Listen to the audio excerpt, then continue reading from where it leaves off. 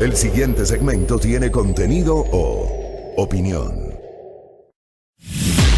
La entrevista en A Primera Hora. Analizamos los hechos del momento junto a sus protagonistas. 7:45 en la mañana. Buenos días al doctor Juan Pablo Albán Alencastro, jurista, especialista en derechos humanos y quien fue en su momento miembro de la Comisión Interamericana de los Derechos Humanos, la CIDH. Doctor, bienvenido. Buenos días. Buenos días, Fabricio. Buenos días a los oyentes. A ver, doctor, por su condición de ex miembro de la CIDH, yo creo que es importante que conozcamos, que nuestro público, nuestros oyentes y televidentes tengan claridad sobre cuál es el ámbito de acción de la CIDH. Y le hago esta pregunta porque hubo el informe de la Comisión Interamericana de los Derechos Humanos respecto de los hechos ocurridos en octubre. Ese informe ciertamente visibiliza los excesos durante las manifestaciones de violencia de octubre, pero pone énfasis y llama la atención del Estado ecuatoriano por los excesos en el uso de la fuerza por parte de la fuerza pública, valga la redundancia. Esto ha generado una serie de criterios de rechazo por parte de las autoridades. El presidente de la República el lunes de la semana anterior apareció muy molesto en una cadena nacional insistiendo en que no se disparó una sola bala, que no se utilizó armamento letal. La ministra de Gobierno y el canciller de la República calificaron como sesgado ese informe de la CIDH y que la CIDH tendrá una respuesta por parte del gobierno ecuatoriano. ¿Qué mismo es o cuál mismo es el ámbito de acción de la CIDH para entender esta reacción por parte de las autoridades del gobierno? Fabricio, la Comisión Interamericana de Derechos Humanos es un órgano principal de la Carta de la OEA. Lo que esto significa es que es uno de los órganos que en la Carta de la OEA tiene asignado una misión institucional directamente por los estados. La misión institucional que tiene, de acuerdo al artículo 106 de la Carta, la Comisión es la de proteger y promover los derechos humanos. La Convención Americana sobre Derechos Humanos, de la cual el Ecuador es parte desde 1978, claramente determina cuáles son las funciones de la Comisión, y entre estas funciones está la de monitorear la situación de los derechos humanos en los estados, parte de la Organización de los Estados Americanos, particularmente en aquellos que han decidido sumarse al tratado vinculante en nuestra región, que es la Convención Americana. Ese monitoreo de la situación de derechos humanos busca verificar el cumplimiento de obligaciones en el ámbito de los derechos humanos de carácter general. ¿Cuáles son? La obligación de respeto, que exige que el aparato estatal se abstenga de invadir las esferas privadas y de impedir el derecho de las personas. En este caso pudiera ser al ejercicio de una protesta pacífica, y quiero enfatizar esta cuestión de la protesta pacífica por algo que diré a continuación.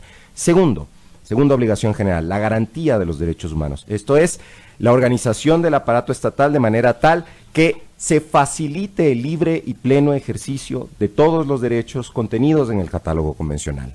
Luego, la adopción de medidas, esa es la tercera obligación general, normalmente medidas de naturaleza legal, pero pudieran ser medidas económicas, medidas administrativas, medidas políticas, etcétera, para asegurar la plena vigencia de los derechos. Y finalmente, la cuarta obligación general es la no discriminación. Entonces, la tarea central de la Comisión, más allá de la dimensión de su trabajo por la que es conocida, que es sustanciar casos, recibir denuncias de casos individuales, pero la tarea principal de la Comisión es monitorear el cumplimiento de estas obligaciones por parte de los estados. Y en este caso puntual, Fabricio, más allá de la incomodidad que pudiera generar el informe, no solo a las autoridades públicas, sino a varios sectores ciudadanos que no han leído el informe, pero se creen a rajatabla lo que las autoridades públicas han dicho sobre el informe. Decía, más allá de esta incomodidad, lo que la Comisión ha hecho es venir, por invitación del Estado ecuatoriano, a verificar cuáles fueron los efectos de la situación de conmoción interna que vivió el país a consecuencia del paro. En el marco de esa verificación y del informe que emite a raíz de esa verificación, la Comisión, desde la introducción, en varias ocasiones a lo largo del texto, señala, le voy a leer textualmente, se refiere específicamente así: diversas acciones violentas sufridas por agentes del Estado que podrían constituir delitos, como el disparo de armas caseras y bombas incendiarias, el secuestro de más de 400 agentes de la fuerza pública, muchos de los cuales denunciaron haber sufrido malos tratos, como por ejemplo violencia sexual contra policías mujeres. Asimismo, apedreamiento de ambulancias, obstaculización a los bomberos, agresión a comerciantes en medio de saqueos, vandalismo, desalojo violento de trabajadores para bloquear el trabajo de instalaciones industriales. Y sigue el informe. Entonces, este sesgo que supuestamente el informe tiene al no reportar las actividades de los manifestantes que incurrieron en actos de violencia, no es verdad. Y si alguien está llamado, Fabricio, en un Estado democrático, a ser lo más ponderado y objetivo posible, son las autoridades públicas, porque la sociedad espera de ellas información, no desinformación. O sea, a mí me parece que aquí la conducta correcta del Estado ecuatoriano es comprender que voluntariamente se ha sometido a esas obligaciones internacionales que la CIDH monitorea, primero.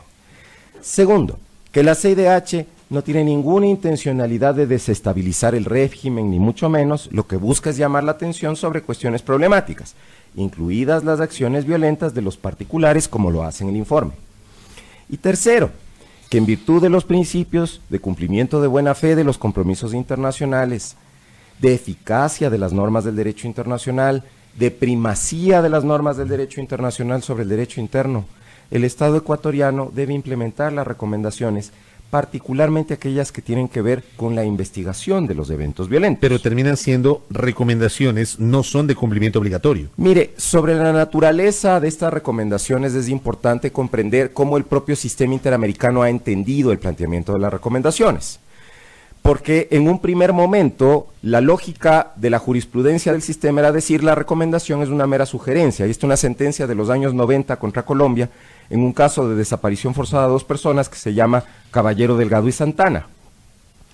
Luego, la misma Corte Interamericana, al examinar la misma cuestión años más tarde, por ejemplo en el marco de las medidas provisionales sobre las penitenciarías de Mendoza en Argentina, termina diciendo que el cumplimiento de buena fe de los compromisos internacionales exige de los estados que implementen las recomendaciones, que las implementen, no es opcional, tanto de la Comisión Interamericana como de la Corte Interamericana, porque ambos son organismos de supervisión de un tratado y las normas del tratado hay que cumplirlas.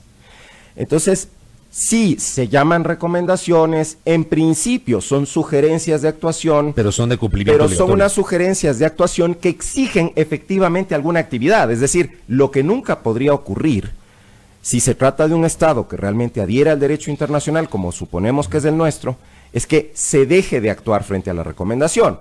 Lo que pasa es que por su formulación, y por eso mismo se les denomina recomendaciones, tienen un margen de actuación los estados para decidir cómo van a implementar, que es bastante amplio.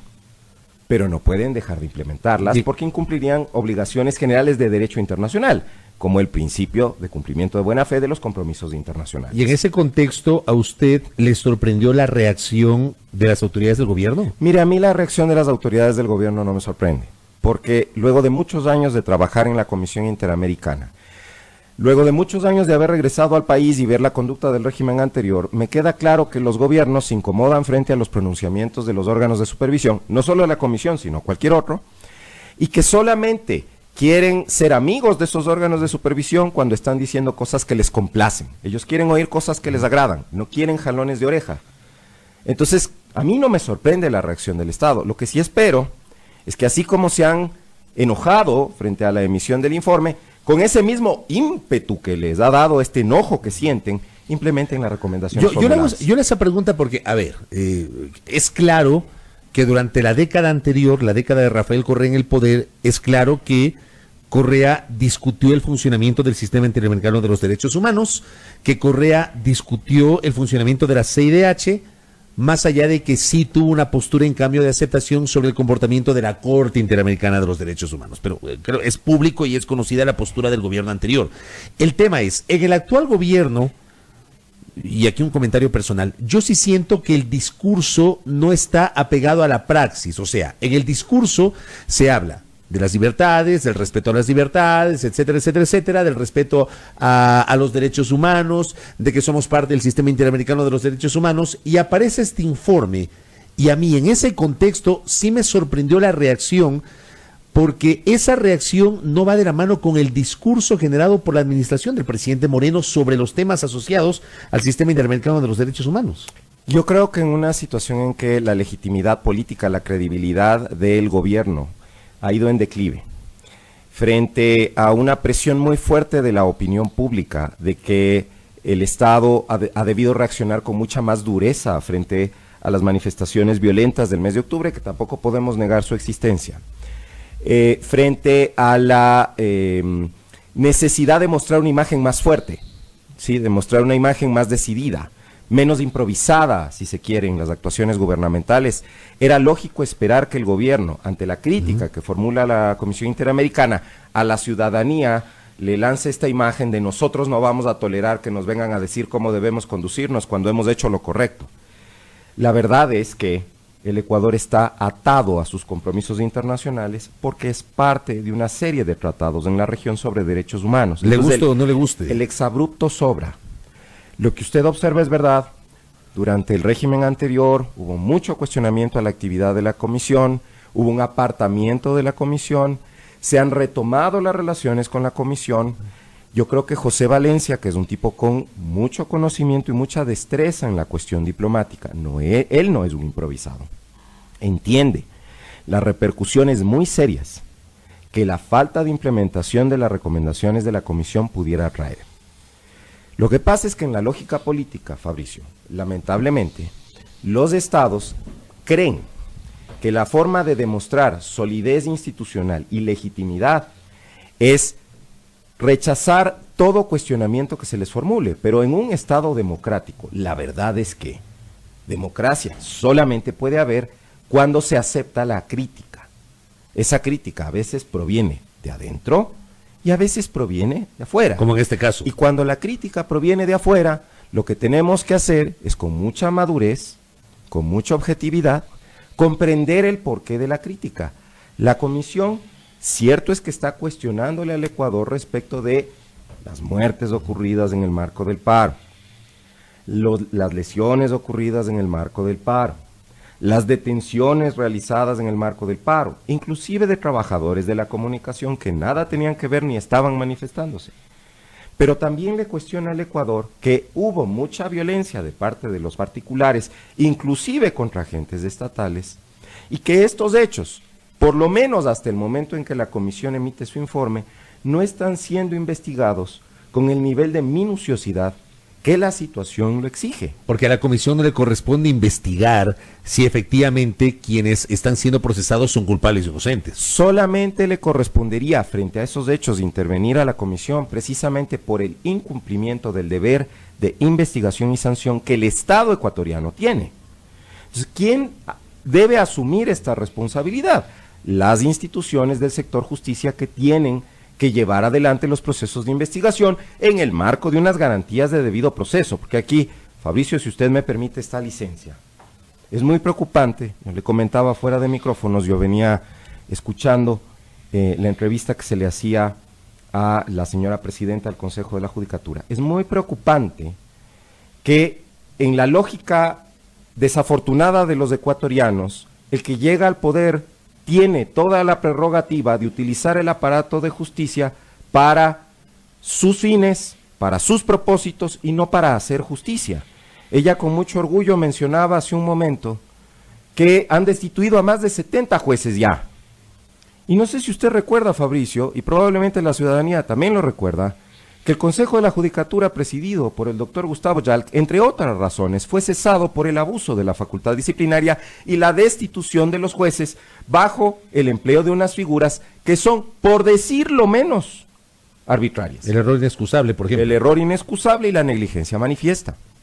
Entonces, si no hay independencia, si usted llena la máxima corte de justicia de unos jueces, que yo no tengo dudas de sus capacidades, porque a varios de ellos les conozco, desde que éramos compañeros en la facultad les conozco, sé que son hombres y mujeres valiosos e inteligentes, pero no tienen estabilidad en el cargo. ¿Cuál es el efecto de que usted tenga jueces temporales en la más alta corte de justicia sin conocimiento del periodo para el cual van a estar nombrados? Están sujetos a todo tipo de presión, porque si toman la decisión equivocada van a ser removidos. Eso es gravísimo. Entonces, creo que tenemos que entender esta lectura que hace la comisión en el contexto de cómo el Ecuador cumple sus obligaciones, sus compromisos internacionales y particularmente cómo va a cumplir aquellos que tienen que ver con la investigación de los eventos de octubre y con la sanción de sus responsables. No puede ser esto un pretexto, yo esperaría que no lo sea, para que haya nuevas formas de criminalización de la protesta que haya sido legítima, porque hubo protesta violenta, la protesta violenta realmente no tiene una cobertura, y para una nueva persecución de aquellos que son vistos como enemigos políticos. Esperemos que el aparato de justicia algún rato efectivamente llegue a ser independiente. Esperemos que el aparato de justicia efectivamente algún rato llegue a ser objetivo. Esperemos que algún rato la Fiscalía comprenda que el propio Código Orgánico Integral Penal le propone la obligación de ser objetiva, de actuar con objetividad. Ahora, usted está hablando de la independencia de la justicia y de lo que está pasando hoy en la Administración de Justicia. Respetuosamente le voy a hacer esta referencia porque usted fue parte del Consejo de la Judicatura de Transición. Yo en lo personal he sido crítico de ese Consejo de la Judicatura de Transición y lo he dicho públicamente. En su momento yo destaqué su postura, doctor Juan Pablo Albán, y la postura de Angélica Porras, pero está claro que esa transición en la judicatura tuvo más tropiezos que cosas positivas. Y al final del día usted fue parte de esa transición, doctor. Efectivamente, Fabricio, y con vergüenza, pero también con mucha dignidad, yo no puedo dejar de reconocer que el consejo que yo integré fracasó en la misión que se le encargó. Fracasó. Fracasó por tensiones internas que no eran menores, Fabricio. Porque en su momento, Angélica y yo fuimos señalados de pretender implosionar el Consejo de la Judicatura.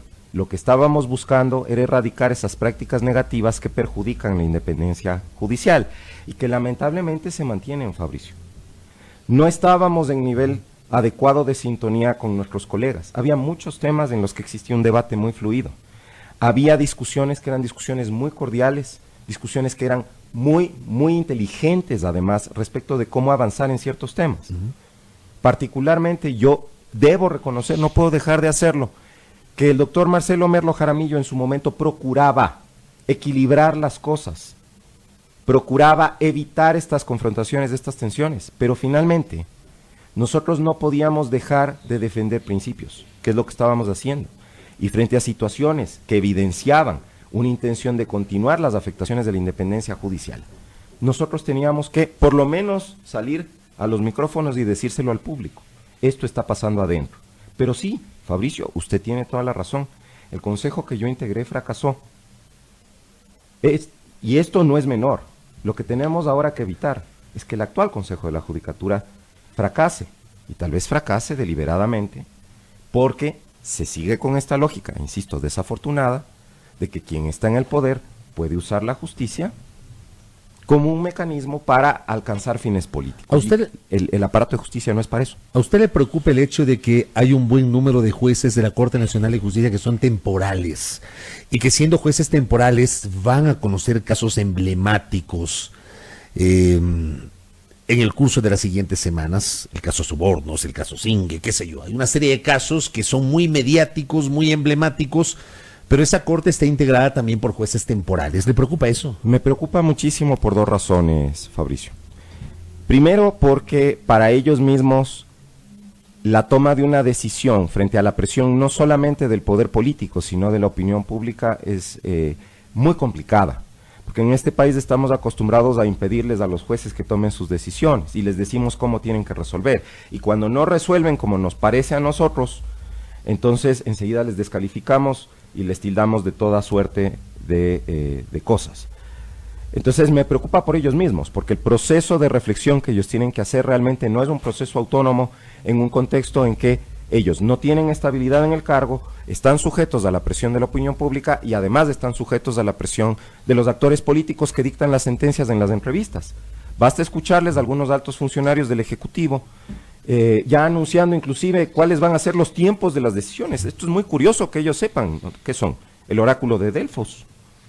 Pero la segunda razón, y esta es la más grave por la cual a mí esto me preocupa, es porque la verdad, desde el punto de vista de los estándares internacionales, el hecho de que el pronunciamiento final provenga de jueces que carecen de la independencia necesaria por haber sido nombrados en forma temporal y no tener un periodo determinado de designación, es que las decisiones pudieran ser alegadas como nulas después.